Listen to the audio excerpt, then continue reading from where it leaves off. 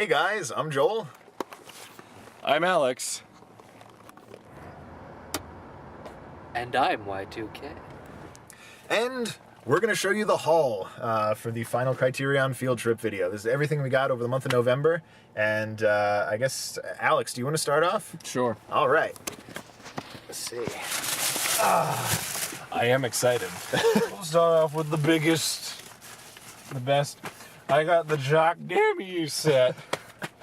It's a box set of Jacques Demy's movies.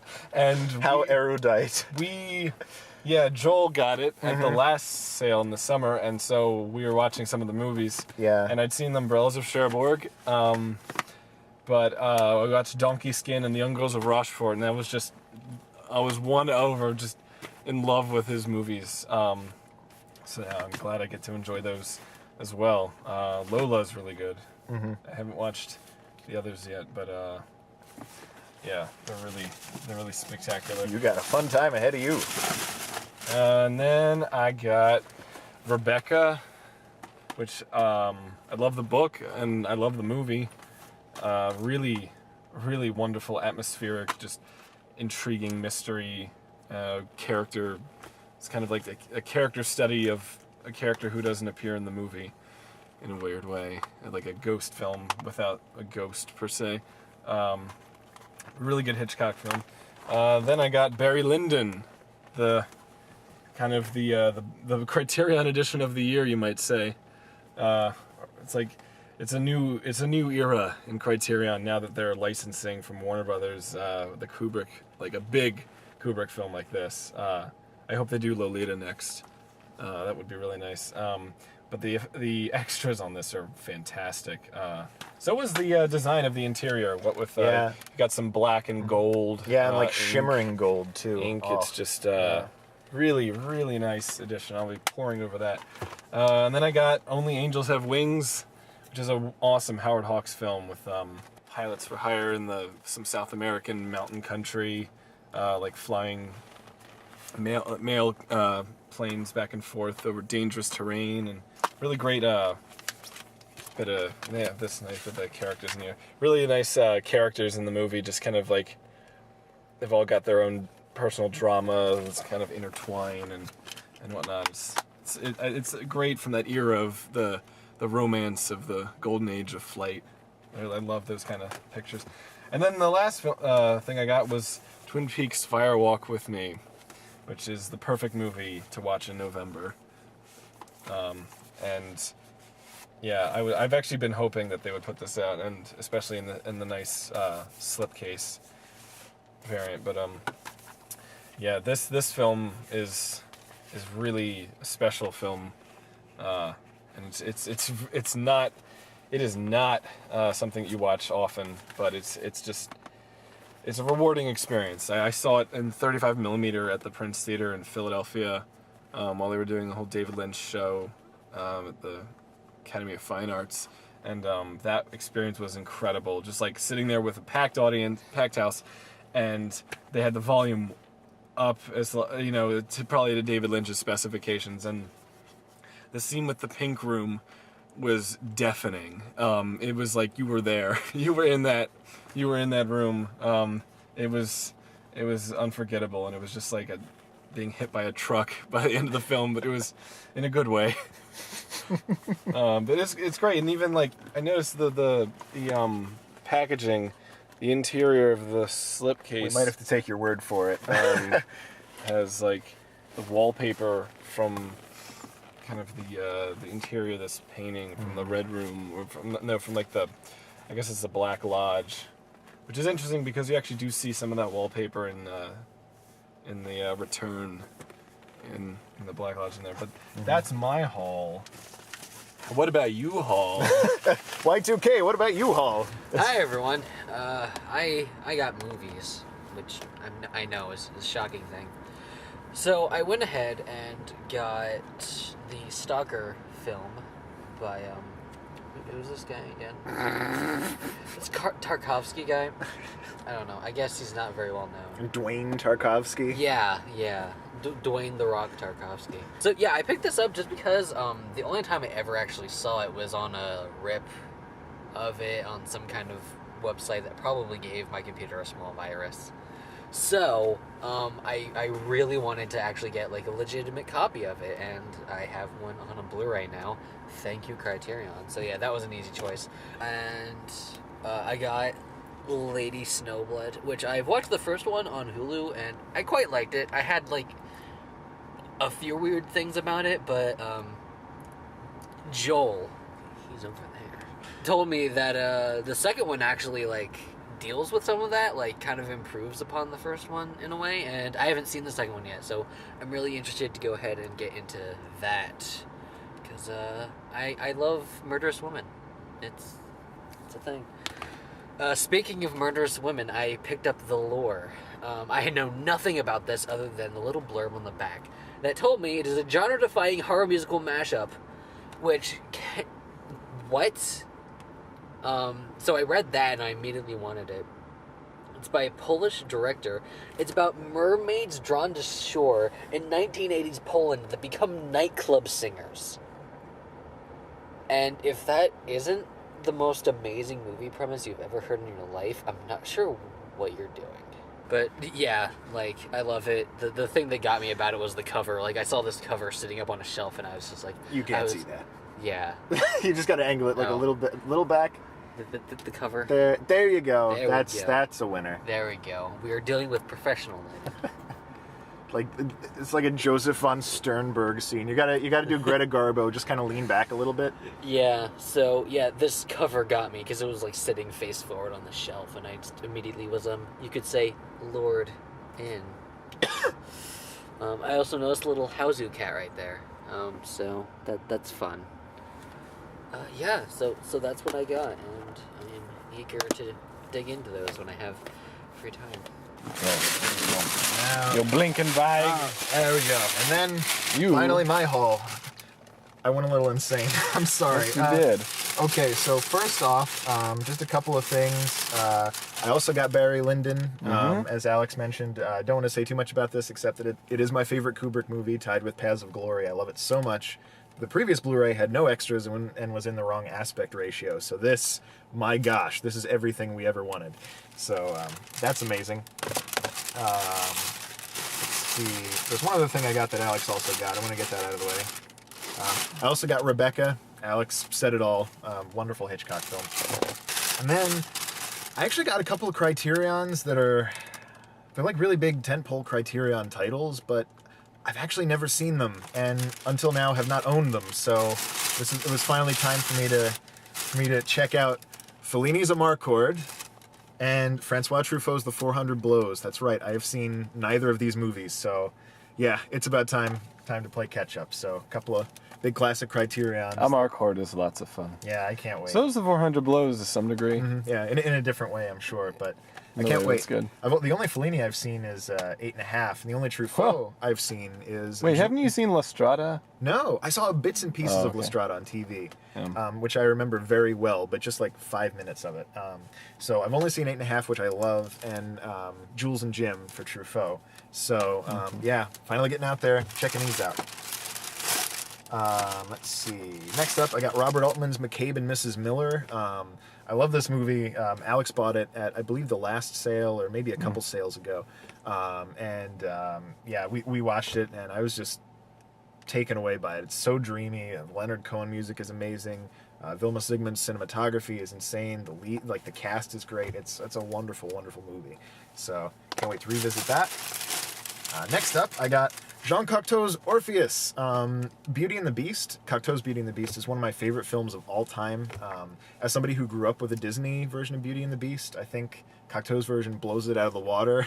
Not just as a film, but as like a kids movie. I think it really, it takes children as an audience seriously, and it's just such an inventive movie. And Orpheus is, same thing. Just a wonderful, inventive take on the myth, and yeah, I love this one. Jean Marais is great. The rest of the cast is great, and so much wonderful trickery. I can't wait to get back to that. Next up, if it's Wells, I gotta go there. Othello. I'm so happy that Criterion waited to also put out Filming Othello when they released this, because that's a great doc. But I had not seen this before picking it up, and my gosh, that opening has got to be one of the absolute best openings to any film ever, and I was just really gripped by it overall.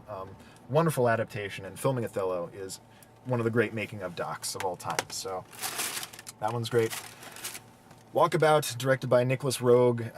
Anytime I edit something, I'm pretty much asking myself, what would Nicholas Roeg do? Just because his editing's always so inventive and outside the box. But this movie is really touching. I love anything to do with Australia. Just it has such like a mystique and a romance about it as a country. So I love reading about its history. I love movies and books set there. So and this is one I really love. Got a young Jenny Agutter in there, and the other kids are great. It's a wonderful film. So definitely check that one out if you haven't. And the John Barry score is incredible too. Next up, David Lynch, The Art Life. This is a documentary about David Lynch's paintings and also just his sort of discovery of cinema, and then even stuff before that, you know, in his early life in suburbia and various places he lived. It's a wonderful little doc. If you haven't seen it, I think it's still on Filmstruck. But it's just really cool. The way that it's done, David Lynch is the only person talking. It's not a puff piece. It's not a talking heads piece. It's essentially story time with David Lynch and watching him create various artworks. And so really, I like his story about the Bob Dylan concert. Oh yeah. Yeah. Well, you're not a Dylan fan, so I'm sure you really enjoyed that.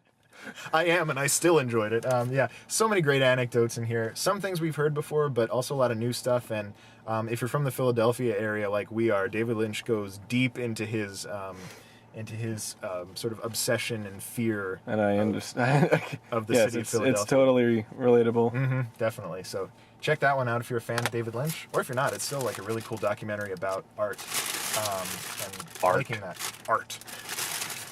Then I picked up Paris, Texas. Again, another classic Criterion. I haven't seen this one. The only Wim Wenders movie I've seen, that's not true because I also saw Tokyo Ga, which was pretty good.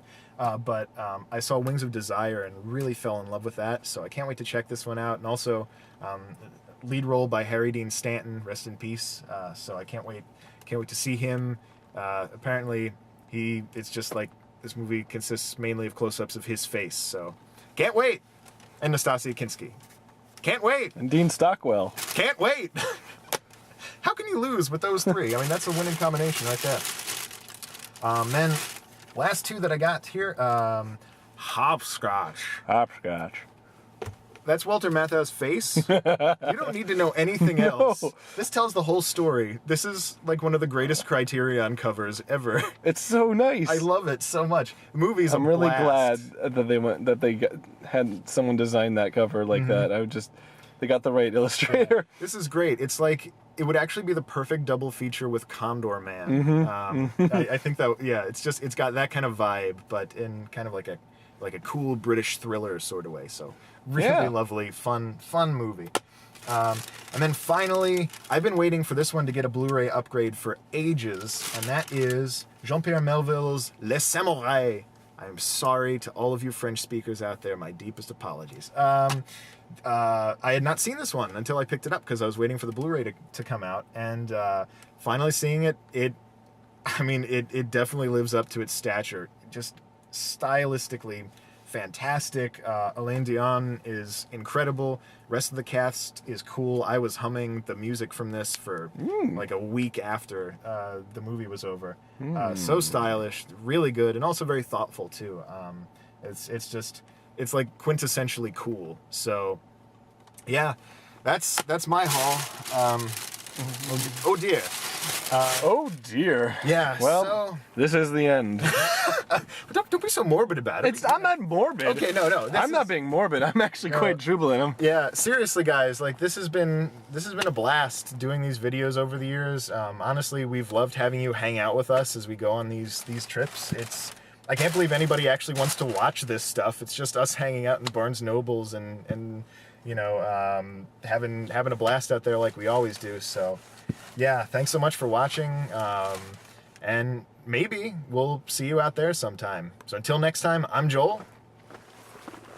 I'm Alex. And I am Y2K. So long. Well, time for another adventure, wouldn't you say? Oh, I'm ready. Y2K, you ready? Aye, aye, Captain. Let's go.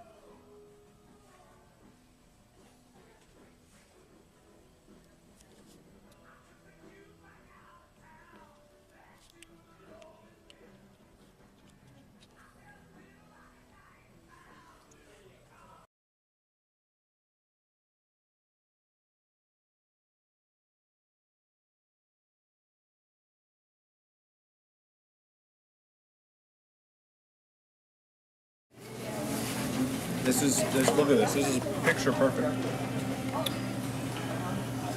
Yes. So, we're in Philly today, hunting on an extraordinary journey to the most extraordinary FYE in the country. You shall see, as we have a time just trying to figure out what in the world to look for. It's big. So we'll see you on the inside. I saw it. It's Philly. And yeah, so they were showing Crocodile 2 on the station. I sat and watched it because, I mean, at that age, what else am I gonna watch? But Right.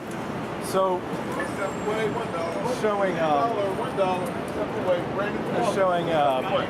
that movie, and then I think it was the first movie, and so there's a scene where this cop is or someone's in a boat looking over the edge. Yeah. And I accidentally hit the station recall button. So we go back and me and my brother were go back. So I go back. It's the same shot, but the back of the boat's gone, and so is the cop. It's That's the shot where it bites the boat motor, right? Yeah, that was the shot. Oh, there we go.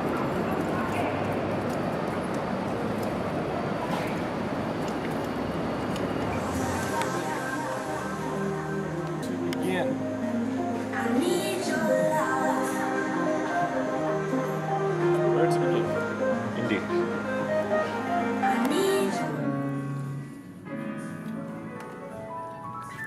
Let's not.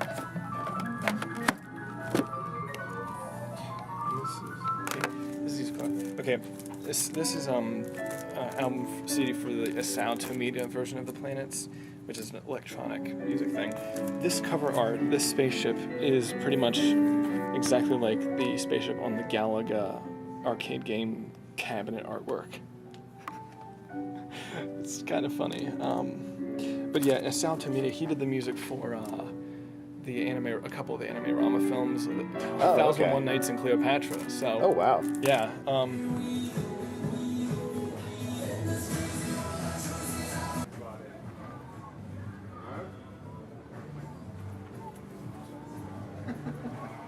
cousin Vinny.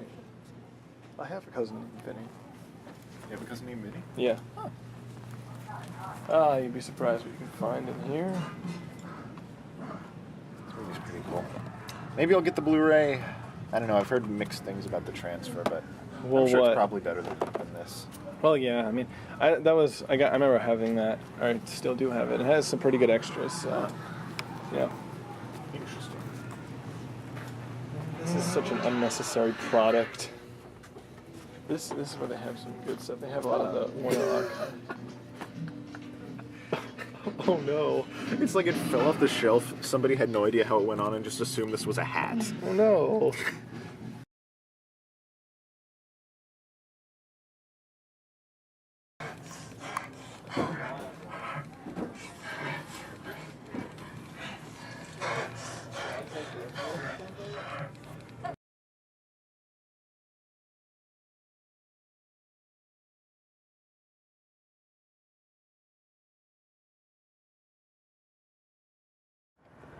Hello, everyone. Does this bother you? We got David Lynch to direct this. I'm not sure if I'm breaking the car or not. I had another Y2K dream. Action. Well, hey, Jim. Y2K here. Who's Jim? I'm trying to do a home improvement bit. You mean Tim? Dang Like you. Tim Allen? I didn't know if his name was Tim or Jim. I just thought of Jim. You thought it was Jim Allen? I didn't think it was Jim Allen. I just thought they changed his name for the show. Why would they change it to Jim? It's like a letter different.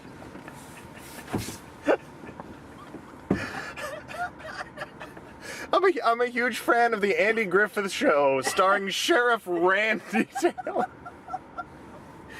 I can't. You know Sheriff Randy Taylor?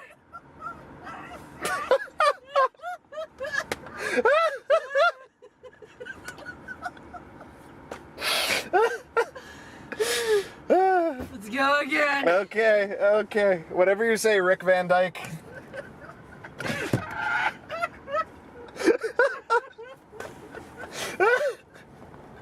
Take 3.